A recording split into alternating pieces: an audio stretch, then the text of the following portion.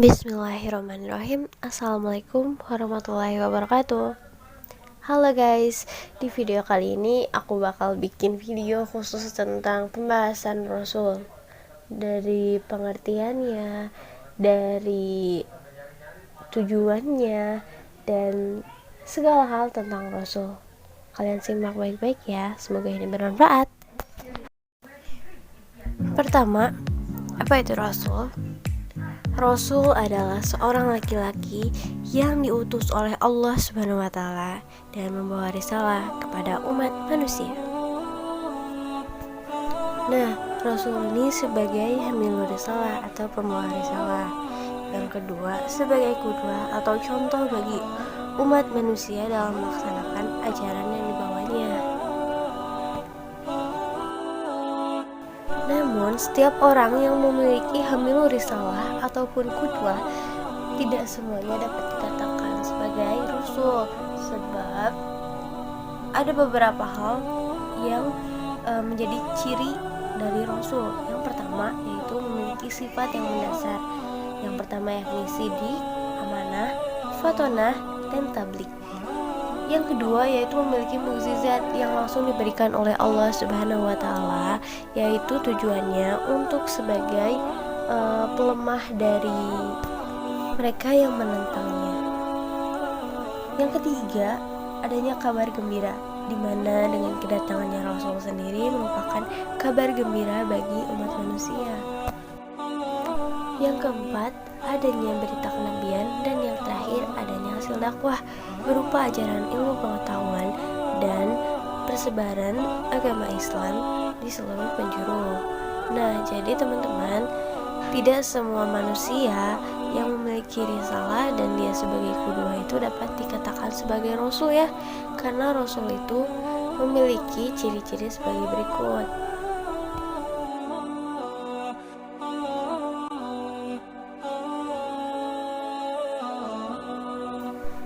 Selanjutnya yaitu makanatul rasul atau kedudukan rasul. Perlu kita ingat ya, sikap orang terhadap orang lain itu berbeda-beda tergantung dari kedudukan orang yang dihadapinya. Contoh, sikap orang kafir Quraisy itu menuduh Rasulullah dengan berbagai tuduhan yang keji. Namun di mata orang muslim, Rasulullah itu menduduki tempat yang sangat mulia. Yang pertama yaitu Rasul sebagai seorang manusia. Rasul itu sebagai seorang manusia biasa. Ia makan, minum, tidur, buang hajat seperti manusia biasanya. Yang kedua yaitu memiliki garis keturunan. Namun ia lahir dari keluarga bersih. Maksudnya bersih dari zina, karena Allah sudah menakdirkan atau membersihkan garis-garis keturunannya. Yang ketiga yakni memiliki jasad. Sebagai manusia biasa, Rasul memiliki ciri fisik atau jasad ya teman-teman. Kemudian selanjutnya nasab Nabi atau keturunan dari ayahnya, kakeknya.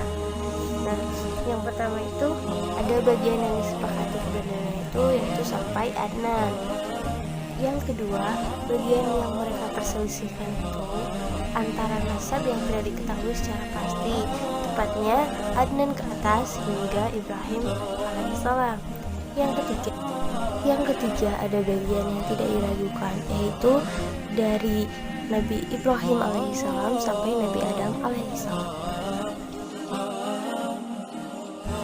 Kemudian ada sirah nabawiyah atau perjalanan Nabi yang ditulis ke dalam buku. Nah, di dalamnya itu ada tentang sejarah Nabi Muhammad yang paling benar, kemudian fase hidup Nabi yang jelas, kemudian sejarah kerasulan yang tidak dibumbui oleh dongeng atau dilebih-lebihkan atau dikurang-kurangkan. Kemudian mencakup semua segi kemanusiaan, mengingat Rasul itu merupakan manusia biasa. Yang terakhir, adanya bukti kebenaran, risalah, dan kerasulan. Kemudian selanjutnya, Muhammad adalah Rasul di antara Rasul. Jadi kedudukan Nabi Muhammad itu Rasul di antara umat. Kemudian ketika menerima wahyu pertama dari langit, itu terdengar suara, "Wahai Muhammad, kamu adalah Rasulullah dan aku adalah Jibril." Kemudian Rasulullah bertugas menunaikan amanah dari Allah, amanah untuk menyebarkan agama Islam, amanah untuk menyebarkan ilmu pengetahuan, amanah untuk menghilangkan sifat kesyirikan di muka bumi dan lain-lain. Kemudian selanjutnya itu memimpin umat Islam. Rasul sebagai pemimpin yang baik, sebab sifatnya yang perlu diteladani. Selanjutnya ketika dakwah, Rasul banyak sekali menerima lika-liku dan terjangan yang harus dihadapi. Kita sendiri banyak mendengar kisahnya ya teman-teman. Begitu berat cobaan yang ia hadapi, namun ia tetap kokoh pada pendiriannya, yaitu menyebarkan agama Islam di muka bumi.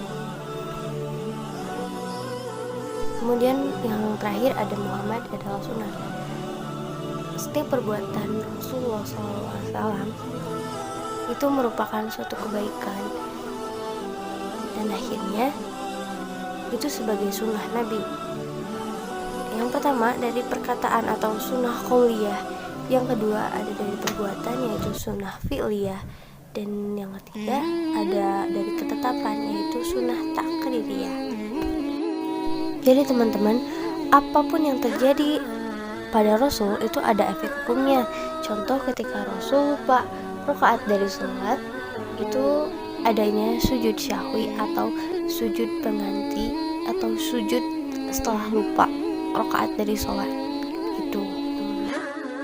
Kemudian yang terakhir ada sifat-sifat Rasul. Yang pertama yaitu al-basyariyatul kalimah, yaitu kemanusiaan yang seutuhnya. Rasul ini merupakan manusia biasa, bukan sebangsa jin ataupun malaikat. Rasul adalah manusia biasa, memiliki jasad dan memiliki perasaan sama seperti manusia lainnya.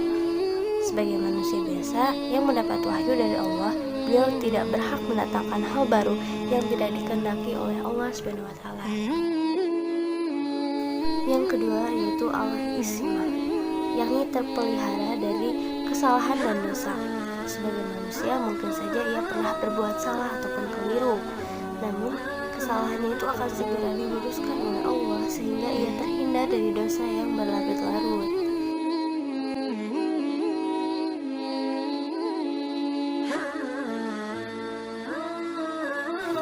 Kemudian yang ketiga yaitu as-sidqu atau jujur.